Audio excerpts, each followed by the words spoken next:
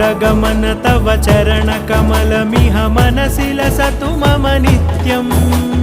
गरुडगमन तव चरणकमलमिह मनसि लसतु मम नित्यम् मनसि लसतु मम नित्यं मम तापमपाकुरु देवा मम पापमपाकुरु देवा मम तापमपाकुरु देवा मम पापमपाकुरु देवा